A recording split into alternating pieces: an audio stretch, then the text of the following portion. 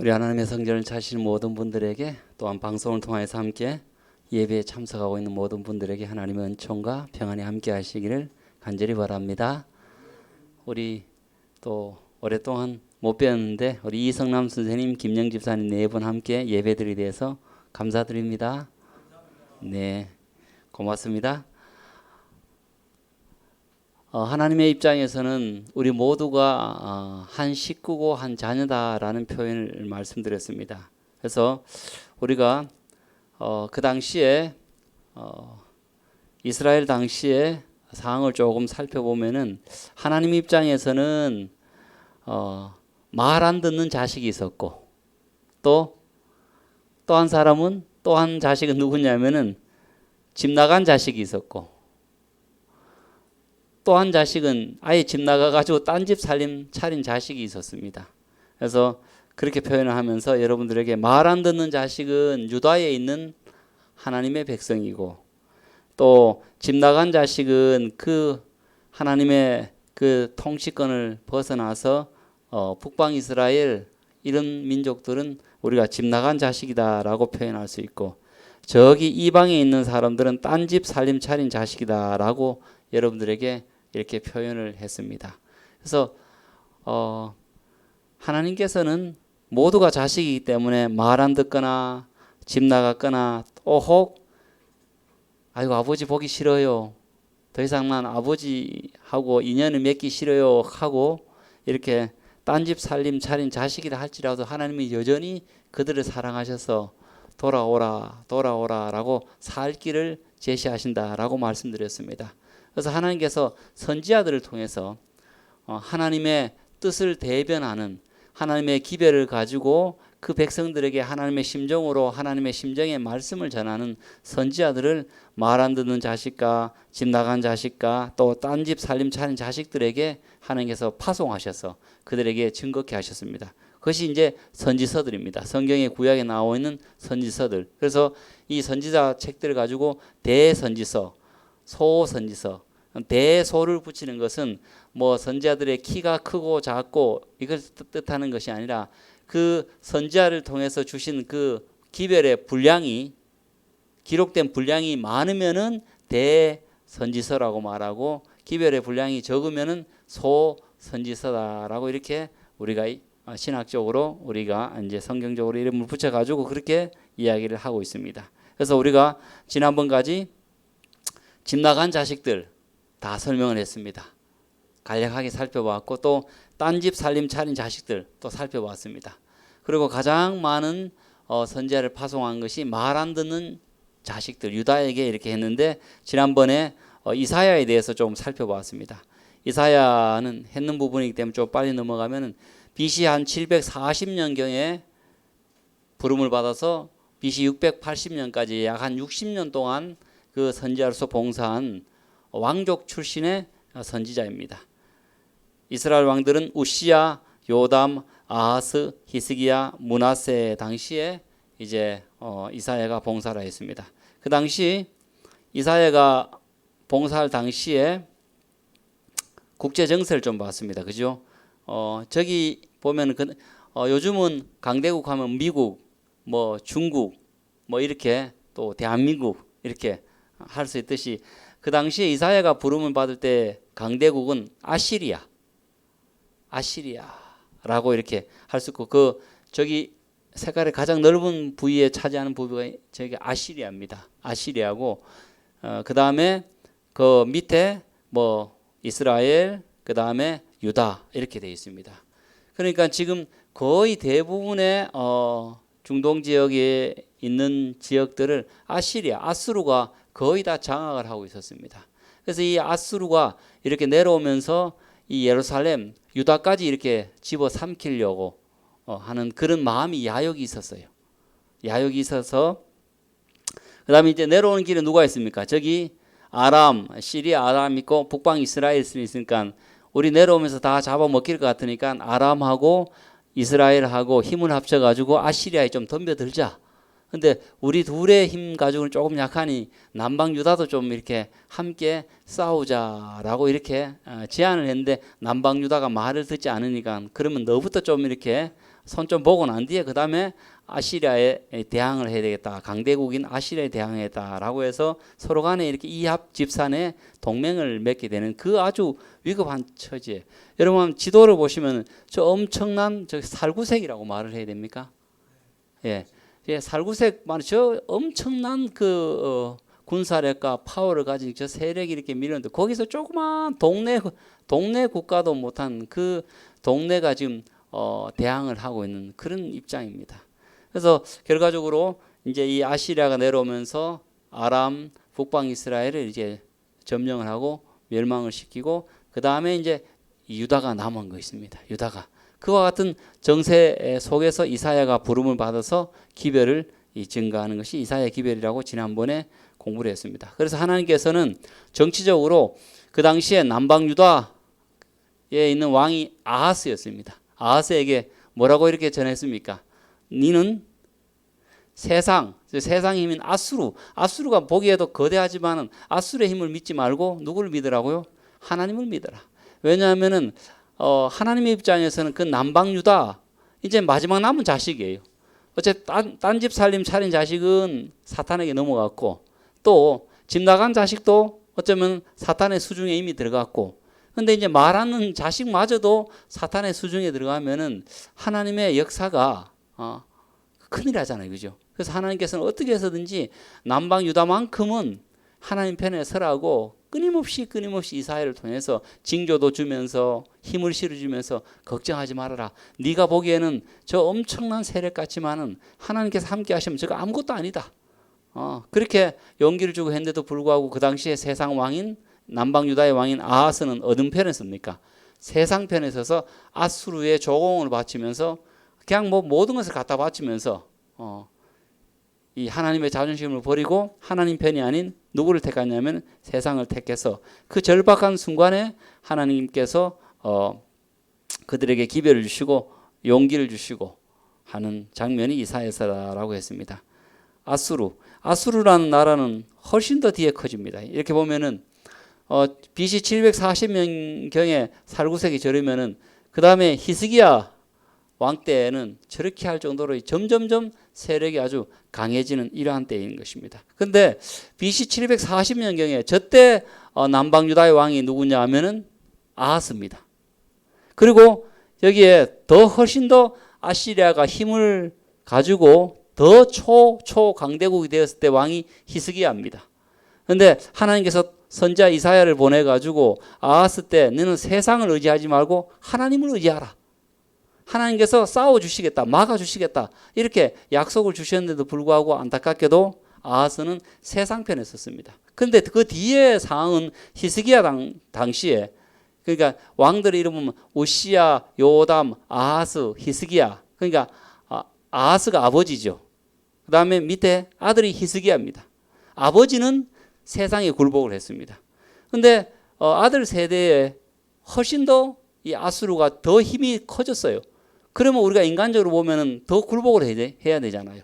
그런데 이 히스기야는 물론 처음에는 좀 굴복을 했습니다. 조공을 갖다 바치고 했지만은 이 아시리아 하나님을 믿지 않는 이 나라가 와서 하나님을 모욕하니까 이 히스기야가 하나님을 믿는 이 히스기야가 참을 수 없는 그런 마음을 갖고 하나님이시여, 하나님은 모욕하는, 마치 이 골리앗 앞에서 골리앗이 이 이스라엘을 사시는 하나님을 모독할 때 이 다윗이 이 물맷돌을 가지고 촤 이렇게 나섰던 것처럼 히스기야가 하나님의 성전에 갑니다.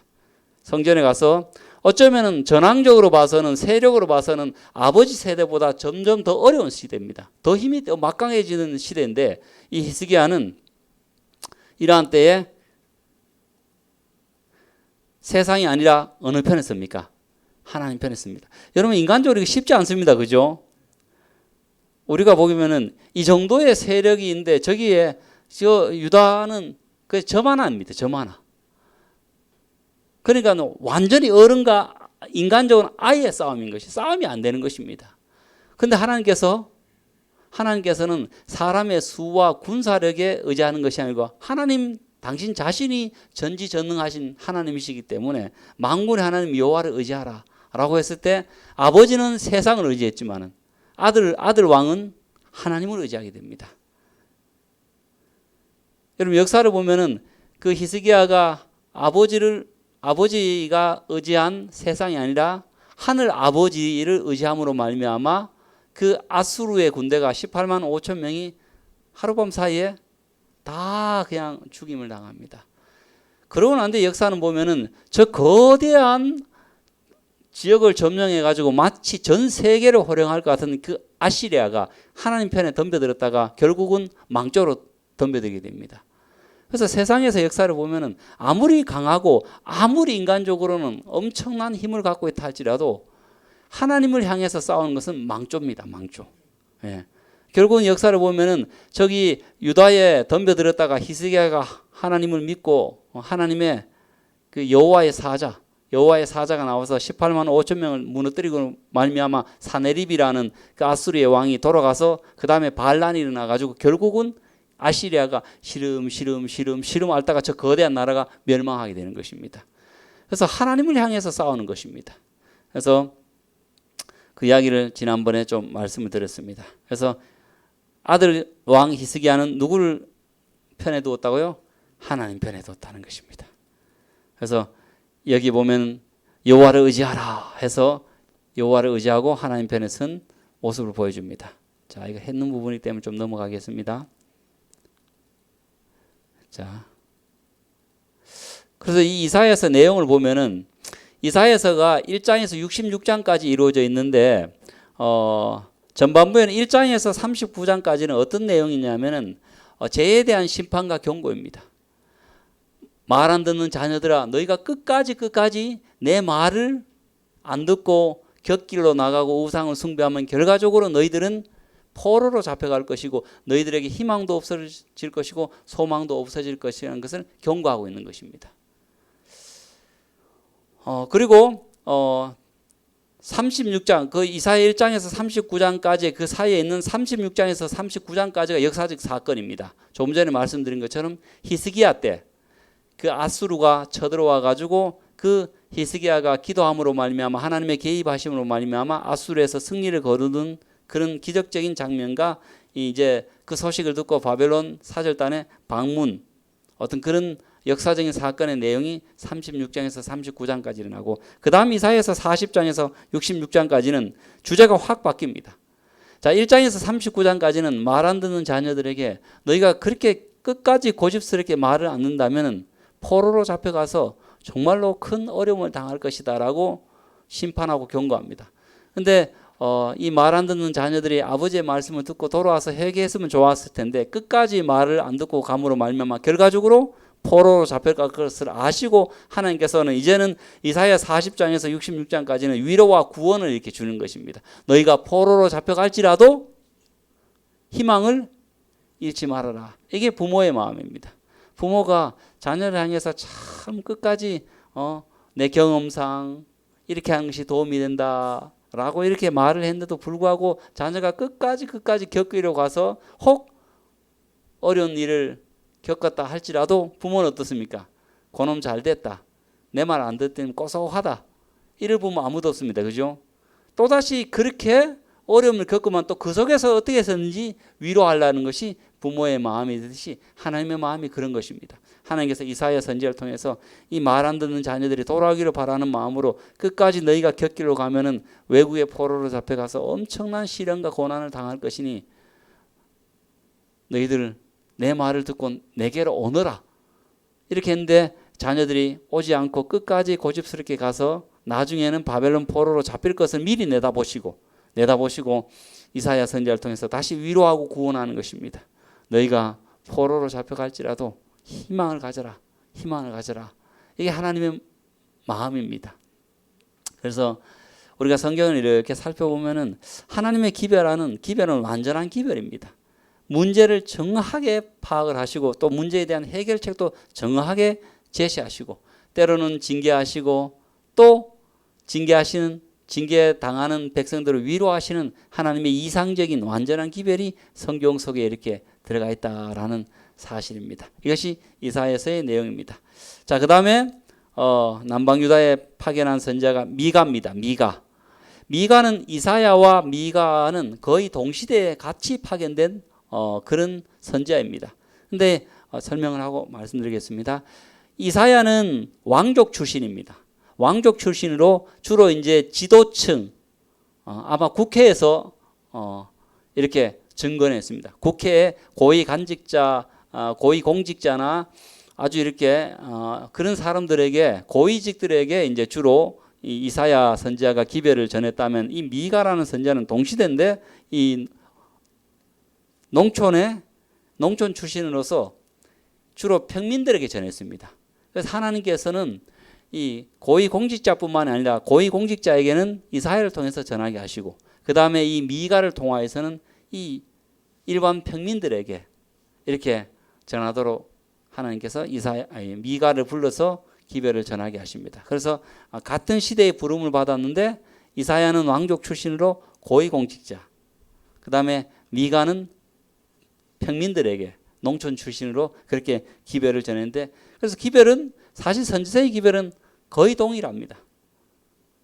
집 나간 자식들아, 말 안 듣는 자식들아, 딴 집 살린 자식들아, 너희가 그 길로 계속해서 나가면은 결과적으로 망할 것이다. 나는 하나님으로서 그 모든 것이 눈에 훤하게 보이는데 내가 어찌 너희들을 그대로 버려둘 수 있겠느냐. 하나님의 사랑으로 권하노니 제발 그 길을 가는 것을 멈추고 내게로 돌아오너라. 내게로 돌아오는 것이 희망이 있고 소망이 있고 있다는 것을 지금 하나님께서 가르치고 있는 것입니다. 그래서 농촌 출신으로 이사야와 거의 같은 동시대 인물이고, 여기 보면 이사야가 귀족, 와족의 왕족, 정치가를 향해서 외쳤다면 미가는 유다의 평민들에게 기별을 외쳤습니다. 그래서 그 당시의 형편이 사실은 하나님을 떠난 형편은 거의 비슷합니다. 하나님을 떠난 그 나라의 상태가 거의 비슷한데, 제가 좀 읽어드리면은 백성들 가운데는 사회적 경제적 불의가 만연하였다. 이 하나님을 믿는 백성들 사이에 사회적으로 경제적으로 불의가 만연하였다라는 것입니다. 사회 계층 속에서도 불의가 만연하였고 경제적인 거래 관계 속에서도 굉장히 불의가 만연하였습니다. 욕심 많은 지주들은 훨씬 더 많은 부를 축적하는 데 골몰하여 보다 불운한 자들을 핍절하게 만들었다. 욕심 많은 지주들이라는 것은 땅을 많이 가지고 부를 많이 축적한 사람, 어려운 사람을 돕고 그 어려운 사람을 잘 도와서 그들이 일어설 수 있도록 도와야 되는데, 그 한 푼 있는 그것마저도 뺏어가지고 더 부를 축적하려고 하는 그런 시대였습니다. 이 교회 신들을 숭배하는 일이 여호와를 예배하는 일을 대신하였다. 여러분, 오늘날 예를 들면 이 세울산교에서 예배를 드는데 여기에 뭐가 있습니까? 여기에 마치 이렇게 불상이 있고 이렇게 이게 하나님이라고 이렇게 해서 막 예배를 들어도 어느 장로님 한 분도 이렇게 아이고 이러면 안 됩니다. 아니 목사님 우리 교회에서 어떻게 그렇게 할 수 있습니까? 하는 것도 없고 그냥 그렇게 하는 분위기. 완전히 우리 화요일 예배, 금요일 예배, 안식 예배 드리겠습니다라고 하는데 완전히 이 교회 분위기에서 막 그렇게 그런 분위기에서 하는데 성경에서 벗어난데도 불구하고 어느 누구 하나도, 물론 아주 양심적인 선지자는 이렇게 기별을 전했겠죠. 그러나 교회의 전반적인 분위기가 여호와를 예배하는 것을 대신하는 그런 어떤 영적으로 암울한 시대였습니다. 그 다음에 거짓 선지자들과 배교한 제사장들은 돈을 위하여 봉사했으며, 이 담임 목사가 이따가 누가 돈 좀 지어주면 어떻습니까? 아이고 저 장로님 참 영적으로 뛰어난 장로님이십니다. 참 좋은 장로님이십니다. 우리 정재근 장로님 돈 한 푼도 안 주면 뭡니까? 은근히 절로 쳐다보지도 않아요. 쳐다보지도 않고 이렇게 이 제사장들조차도 어쩌면 가장 양심적이고 가장 하나님의 마음으로 애통해하고 또 백성들을 바른 길로 인도하고 제시해야 될 그 제사장마저도 돈에 매수가 돼가지고 그런 형편이니까 이 백성들이 돈 주면은 찔러주면은 백성들이 좋아하는 걸 하는 것입니다. 우리 신희철 장로님하고 정재근 장로님하고 예를 들어 어떤 일이 있는데 와서 아이고 제사장님 좀 판단해 주십시오 하는데 신희철 장로님은 한 100만 원 찔러주고 정재근 장로님은 10원도 안 찔러주면 100% 저쪽에 맞는 것입니다. 누가 보더라도 그런 어떤 사회 부조리가 사회상에서는 그런 일이 벌어진다 할지라도 안타깝게도 우리 하나님의 교회에서는 그런 것이 벌어지지 않아야 되는데 그 제사장들이 그런 일을 하니까 더 이상 희망이 있습니까? 없습니까? 없는 것이에요. 참 당시 사회 형편이 이랬기 때문에 그 미가 선지자가 하나님의 심정으로 엄청나게 그 기별을 전했습니다. 그래서 미가의 주요한 구절 중에 한 구절이 미가서 6장 8절인데 이런 배경 속에서 미가가 전합니다. 사람아, 주께서 선한 것이 무엇이면 내게 보이셨나니 여호와께서 내게 구하시는 것은 오직 정의를 행하며, 너무 불의하니까 인자를 사랑하며 겸손하게 내 하나님과 동행하는 것이 아니냐라는 기별을 이렇게 전하는 것입니다. 집 나간 자식들이 우리가 하나님을 믿는 백성이고 하나님께 택함 받은 백성이고 우리가 애굽에서 종살이 할 때 하나님 은혜로 나온 그런 위대한 백성이 아닙니까? 그런 위대한 백성이 어찌 우리가 이렇게 하루하루 살아가는 것이 하나님의 얼굴에 먹칠이 아니라 똥칠을 하면서 우리가 어떻게 이렇게 살아갈 수가 있습니까? 하나님께서 여러분들에게 선한 길을 보여주셨고 계속해서 이렇게 나아가면은 우리에게는 멸망밖에 없습니다. 그러므로 여러분 회개하시고 돌이키시고 하나님의 뜻대로 살아갑시다. 그것이 희망이요 소망입니다. 라는 것을 지금 선지자 미가 선지자가 전하고 있는 것입니다. 그래서 주제가 백성들의 죄에 대한 정죄와 그 결과로 오는 포로가 되는 징벌, 둘째는 이스라엘의 구원과 메시아 왕국의 영광과 기쁨이 아니고 기쁨이죠, 그죠? 기쁨을 지금 미가 선지자가 이렇게 설명을 하고 있는 것입니다. 자, 미가의 봉사 기간은 유다의 세 왕들. 조금 전에 나중에 제가 한번 남방 유다의 왕들 쉽게 외우는 걸 좀 하겠습니다. 뭐 우리 조선시대 왕들 태정태세 문단세 하듯이 그렇게 있는데 오시야, 요담, 아하스, 히스기야. 이때가 이사야하고 미가 선지자가 이렇게 봉사하던 그런 때였습니다. 자, 근데 여러분, 제가 여러분들에게 조금 여기 역사를 보면은 영향은 받지만 선택의 몫은 개인이다라는 표현을 썼어요. 왜 이런 표현을 썼냐면은 유다 왕들 가운데서 하나님을 가장 멀리 떠났던 악한 왕들 중에 한 사람이 누구냐면 아하스 왕입니다. 아하스. 조금 전에 했던 아하스. 그 아하스 왕의 아들이 누굴까요? 히스기야입니다. 이 아하스가 심지어는 우상 숭배를 버젓이 이 하나님의 나라의 왕인 백성을 지도하는 이 아하스가 우상 숭배를 주도하는 것입니다. 심지어는 이방 사람의 가정한 일을 본받아서 막 자녀들 갖다가 이렇게 제물로 바치는 그런 일들까지 왕이 서슴지 않았다는 것은 정말 아하스는 굉장히 악한 왕들 중에 아마 최고의 1, 2번 갈 정도로 유다 왕들 중에서 악한 왕입니다. 그런데 그 아버지의 모습을 누가 보고 자랍니까? 히스기야가 자랍니다. 히스기야.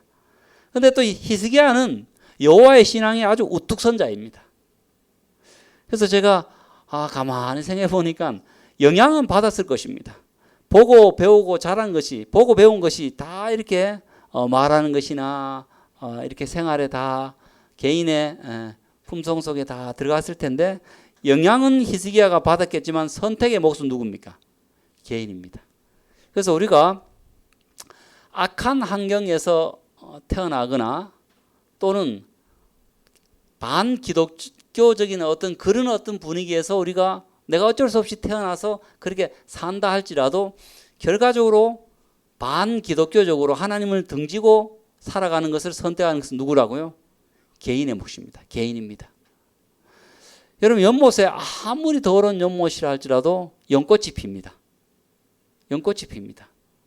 그와 마찬가지로 참 이 아하스가 그렇게 악한 왕이었는데 그 아들에게 보여준 것이 하나님을 떠나는 모습이었는데 그 히스기야는 그는 아버지의 영향을 받았겠지만 그러나 그는 아버지의 영향대로 아버지가 믿는 세상 신을 섬기는 것이 아니라 하나님을 선택했다라는 것입니다. 그래서 오늘 우리가 이것을 보면은 무엇을 우리가 역사를 통해서 알 수 있냐면 내가 아무리 불신의 환경에 태어나고 살아가고 그런 곳에 있다 할지라도 하나님께서는 믿을 수 있는 압도적인 은혜를 주신다라는 것을 우리가 이해할 수가 있는 것입니다. 그래서 내가 지금 살아가는 처지가 정말 여기에서는 신앙하기 힘들어요. 믿음을 갖고 생활하기가 힘들어요. 그러면은 그 말이 일리가 있으면 하나님께서는 우리의 태어난 지역에 따라서 심판의 것이 달라야 됩니다. 맞지 않습니까? 심판할 수가 없어요. 판단할 수가 없는 것입니다. 아하, 너는 목사 집안에서 안 태어나고 장로 집안에서 안 태어나고 교인 집안에서 안 태어났으니까 정상 참작을 해서 뭐 그렇게 덜 믿어도 괜찮다. 이렇게 하지 않습니다. 이것은 왜냐하면 하나님께서 우리가 어떤 형편에 처하든지 간에 영향은 받지만 그 영향보다 더 압도적인 하나님의 영향력을 그에게 믿음으로 주신다라는 것을 우리에게 드러내고 있다는 사실입니다. 그래서 우리가 혹 어려운 일을 겪을 때 제가 군에 가는 청년들에게 가끔씩 한 번씩 그런 이야기를 합니다. 이 군이란 사회가 어떤 계급과 또 상식이 어쩌면 명령으로 이루어져야 되니까 또 그런 어떤 분위기 때문에 하나님의 그 사랑과 그 공의의 분위기가 없을 수도 있다. 그러나 그런 환경이라 할지라도 하나님을 꿋꿋하게 믿고 의지한다면 하나님께서 그 속에서 신앙으로 살 수 있는 은혜를 주실 것이다. 여러분 그것이 역사가 전해주고 있지 않습니까? 그 아버지 밑에서 아하스라는 그 아버지 밑에서 누가 태어났습니까? 히스기야가 보고 배우고 자란 것이 그것인데도 불구하고 히스기야는 아버지처럼 세상으로 기운 것이 아니라 하나님 쪽으로 기울었습니다. 다니엘이 나중에 역사를 보면 그 바벨론이라는 그 완전히 이방의 그 소굴에 있었지만 다니엘이 자기의 신앙을 지켰습니다. 그건 뭘 가르쳐 줍니까? 하나님께서는 우리가 어떤 처지에 있든지 간에 믿음으로 살 수 있도록 은혜를 주시고 더 큰 압도적인 영향력을 우리에게 주신다라는 그 확신을 지금 역사를 통해서 보여주고 있다는 사실입니다. 그래서 우리가 하루하루 이 세상 가운데서 살아가지만은 하나님께서 이 세상의 영향력보다는 하나님의 더 압도적인 영향력을 우리에게 주실 것이기 때문에 하나님을 믿고 하나님 편을 선택하여서 나아간다면 우리를 통해서 하나님의 위대한 일과 위대한 역사가 일어나게 될 것입니다. 자, 이제 그 다음에 이사야, 미가 같은 동시대입니다. 그죠? BC 740년경에서 680년경. 그 다음에 한 100년 후에 누가 부름을 받냐면 예레미야. 많이 들어보셨죠? 예레미야는 봉사기간이 기원전 627년에서 586년. 그래서 역사상 가장 암울한 시대 때 부름을 받았던 선지자가 누구냐면 예레미야 선지자입니다. 왜 역사적으로 암울했습니까? 말 안 듣는 자식이 세상적으로 역사에서 멸망하는 그런 시기에 살았습니다. 아주 혼란한 시대에 살았던 사람이 예레미야입니다. 그래서 역사상 가장 암울한 시대에 활동했던 예레미야는 유다의 멸망이 하나님의 손에 의한 것이므로 피할 수 없음을 예언합니다. 동시에 소망과 회복의 예언 또한 선포했습니다. 그래서 예레미야는 그 남방 유다 백성들에게 그렇게 외치는 것입니다. 여러분들의 제약의 잔이 이미 넘쳤기 때문에 더 이상 바벨론의 포로로 잡혀가는 것은 피할 수가 없습니다. 그러니까 바벨론에 뭐 하지 말라고요? 한가하지 말라고, 덤비지 말라고, 그냥 고분고분하라고. 그래야지만 5대 맞을 것 2대밖에 안 맞는다고. 너희가 지금 제약의 잔이 넘친 것입니다. 넘쳤기 때문에 백성들이시여 더 이상 우리가 바벨론의 포로로 잡혀간 것은 피할 수 없습니다. 그러니 가급적으로 바벨론이 쳐들어오고 하면은 그들과 덤벼서 싸워서 우리가 승리하려고 그런 헛짓 하지 말고 그냥 좀 고분고분하게 그렇게 바벨론을 자극하지 말고 그렇게 해서 바벨론의 포로로 잡혀갔다가 걱정하지 말고 한 70년 뒤에 내가 다시 돌아오게 할 테니까 그게 소망과 회복의 것을 선언하는 것입니다. 돌아오게 할 테니까 너무 걱정하지 말고 한 70년만 좀 거기서 포로로 잡혀가가지고 좀 배우고 아이고 우리가 하나님의 그 강한 손과 편팔로 애굽에서 구원함을 받았는데 우리가 왜 이렇게 되었을까? 우상을 섬기고 안식을 또 어기고 우리끼리 막 사랑하고 그렇게 살아가는 것이 아니라 서로 찢고 뽑고 살다 보니까 우리가 이런 결과를 초래했으니까 우리가 회개하면서 다시는 이렇게 살지 말고 하나님의 말씀 안에서 살아갑시다. 그렇게 내가 만들어 줄 테니까 이 바벨론에 한가하지 말라는 것입니다. 그래서 예레미야는 외치기를 너희 죄악으로 인해 예루살렘이 함락될 것이다. 그리고 바벨론에 항거하지 말라. 이미 하나님께서 너희 죄악의 잔이 넘쳤기 때문에 그건 피할 수 없다는 것입니다. 포로로 잡혀가더라도 걱정하지 말라. 70년 후에 돌아올 것이다. 아예 못을 박아놨어요. 그죠? 70년 후에 돌아올 것이니까 좀 70년 동안 좀 회개하고 반성하고 더 신앙을 굳건하게 세워가지고 그렇게 돌아오너라라고 예레미야를 통해서 이렇게 외쳤어요. 근데 여러분 이런 입장이 되니까 예레미야가 그 백성들에게 그렇게 외치면은 백성들이 아멘 할렐루야 아이고 우리 목사님 감사합니다 이런 사람이 많을까요? 아니면 저 완전 매국노 아니냐고. 아니 그게 목사님이 할 소리입니까?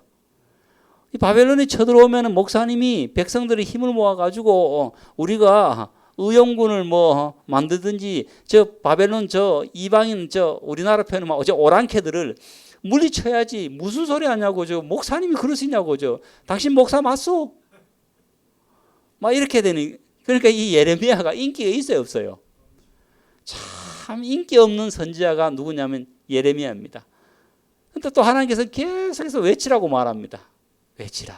예레미야야 힘들지만 백성들을 어떻게 해서든지 다독거려가지고 설득해가지고 바벨론에 자꾸 덤비라 하지 말라라. 그러면 나중에 결국은 너희들 엄청나게 고생하고 엄청나게 매맞고 엄청나게 너희 자녀들이 죽는 그런 모습을 볼 거니까 가급적으로 내가 좋게 자극 안 하고 내가 일 처리해 볼 테니까 그렇게 좀 수순으로 나가도록 네가 조금 힘들지만 오늘도 가서 좀 설득해 봐라. 그럼 또 예레미야가 어떻습니까? 가서 또 합니다. 또 하면 어떻습니까?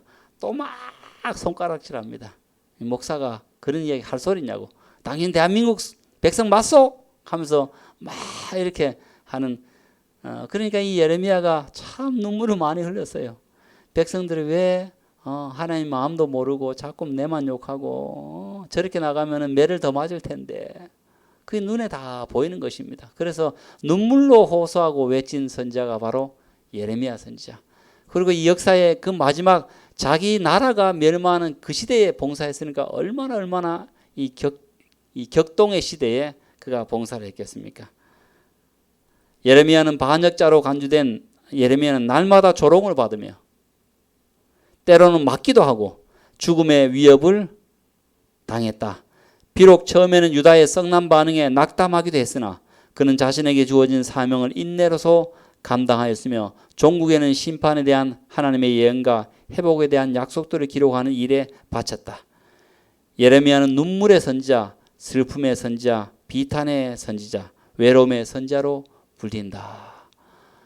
그러고 난 뒤에 이 자신이 그렇게 열과성을 다해서 구원하고자 했던 그 남방 유다 자신의 곡이 멸망했을 때 그 멸망당한 예루살렘을 위해서 슬퍼하는 애가가 예레미야 애가로 이렇게 기록이 되어 있는 것입니다. 자, 이 부분 조금 요것만 하고 오늘 좀 정리를 하고자 합니다. 지난번에 설명드렸듯이 BC 1050년에 이스라엘이 하나의 통일됩니다. 그죠? 1대 왕이 누구라고요? 사울.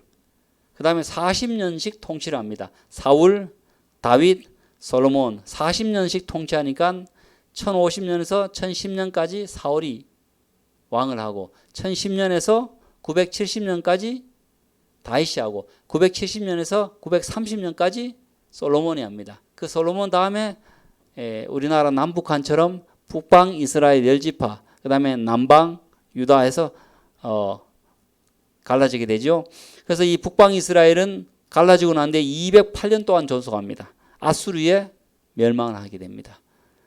집 나간 자식이 이제 이렇게 멸망하게 되는 것이고 또 말 안 듣는 자식은 조금 더 오래 있어요. 조금. 왜냐하면 그래도 유다의 왕들 중에 한 20명의 왕들 중에 한 7명은 그래도 하나님의 뜻에 맞는 정치를 했어요. 그래도 이렇게 의회 열기 전에 기도합시다. 그래도 또 백성들을 믿음으로 신앙으로 우리 기도 주간 설치합시다. 우리 기도하는 주간 만듭시다. 여러분 우리가 하나님 믿는 백성이 그렇게 술 먹고 담배 피우면 안 됩니다. 하면서 어떤 기관들도 만들어내고 하는 왕들이 한 8명이나 됐기 때문에 그래도 남방 유다는 좀 더 존속합니다. 그래서 344년 동안 존속하다가 BC 586년에 바벨론에 멸망할 때, 그때 멸망할 때 끝까지 봉사했던 선지자가 바로 예레미야, 그 선지자고, 그래서 예레미야가 외치는 기별은 그것입니다. 여러분의 제약이 넘치고 찼기 때문에 바벨론의 포로로 잡혀가는 것은 어쩔 수 없습니다. 그거는 정해진 수순이니까 바벨론에 덤비지 마시고 고분고분하십시오. 그래야지만 덜 맞습니다. 그리고 포로로 잡힌 동안 내가 왜 이렇게 포로로 잡혀왔는지 곰곰하게 하나님 말씀을 중심으로 생각해보고 반성하고 회개하고, 그러면 70년 후에 다시 돌아올 수 있습니다. 희망을 가지고 소망을 가지고 그렇게 생활합시다. 그렇게 기별을 전했는데도 불구하고 예레미야에 대해서 매국노라고 욕하고 때리고 위협하고 했던 그 장면들이 예레미야서에 다 기록이 되어 있는데, 다음번 시간에 좀 더 자세하게 우리가 그 역사의 공부를 좀 살펴보도록 하겠습니다. 다시 한번 하나님께서 우리에게 말씀하십니다. 하나님의 말씀대로 가는 그 길이 행복이요 번영이요 복된 길이라고 말씀하십니다. 그 길을 벗어나는 길이 하나님 마음에는 참 안타깝게도 눈에 다 보입니다. 저주요 또 악한 길이요, 그것이 망조의 길이라는 사실을 하나님께서 보여주고 계십니다.